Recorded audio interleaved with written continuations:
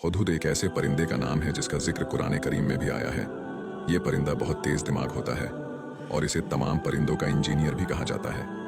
अल्लाह ताला ने इसे वो ताकत अता फरमाई है कि ये जमीन के नीचे कहाँ पानी है इसका पता लगा सकता है। एक दफा अल्लाह के नबी सुलेमान अलैहिस्सलाम परिंदों की खबर लेने के लिए निकले तो आपको पानी की प्यास लगी और आपको हुदहुद परिंदे की याद आई। आपको बता दें कि सुलेमान अलैहिस्सलाम को अल्लाह ताला ने तमाम जानवरों, परिंदों, दरख्त, फूल और जिन्नातों पर हुक्मरानी दी थी, जिससे आप उन सब की बातें सुनते और समझ सकते थे।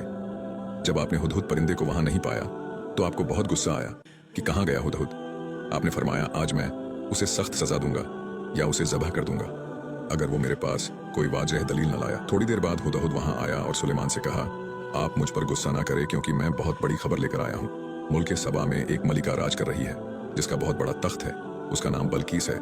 वो और उसकी कौम माज अल्लाह सूरज की पूजा करते हैं।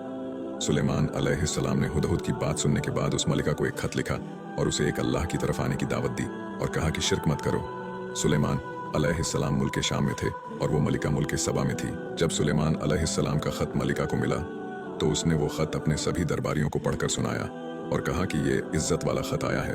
उस मलिका ने आपके नाम की इज्जत की। मलिका ने अपने दरबारियों से पूछा कि अब आप बताइए कि क्या करना चाहिए।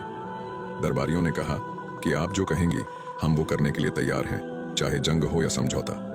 उस मलिका ने कहा कि जंग में बहुत कुछ बर्बाद हो जाता है, हम उन्हें तोहफा भेजकर मामला रफा दफा कर देते हैं।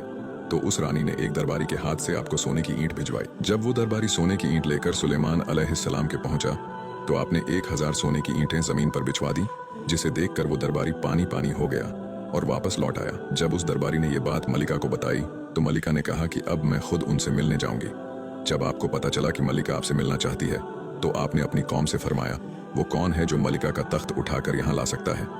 कहा जाता है कि वो तख्त कोई मामूली तख्त नहीं था, वो 7 फ्लोर का था और सोने चांदी से भरा हुआ 80 हाथ लंबा और चौड़ा था। एक जिन ने कहा कि मैं वो तख्त आप तक ले आता हूँ बिना किसी गलती के, सही सलामत जवाल के वक्त तक। बता दें कि ये तख्त इतनी दूरी पर था कि वहां आने जाने के लिए 2 महीने का वक्त लगता था, लेकिन उस जिन के लिए जवाल तक वो तख्त ले आना मुमकिन था।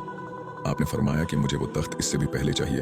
फिर आपकी कौम में से एक उम्मती ने कहा कि मैं आपके पलक झपकने से पहले वो तख्त आप तक ले आऊंगा, मुझे इजाजत दीजिए।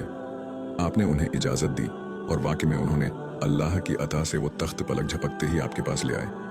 आप अलैहिस्सलाम ने हुक्म दिया कि इस तख्त का नक्शा बदल दिया जाए। देखते हैं मलिका इसे पहचान पाती है या नहीं। आपके हुक्म के मुताबिक उस तख्त का नक्शा बदल दिया गया। जो वो मलिका आपसे मिले आई तो आपने उसे तख्त दिखाया और पूछा, जानती हो ये क्या है? उसने कहा, मैं जानती हूँ कि ये क्या है और मैं ये भी जानती हूँ कि आप कौन हैं और क्या है, इसलिए मैं खुद यहाँ आपसे मिलने आई हूँ, ये ऐलान करने के लिए कि मैं कुफ्र छोड़कर सुलेमान अलैहिस्सलाम के रब पर ईमान लाती हूँ अपनी पूरी सल्तनत के साथ और मैं दीन इस्लाम को कबूल करती हूँ।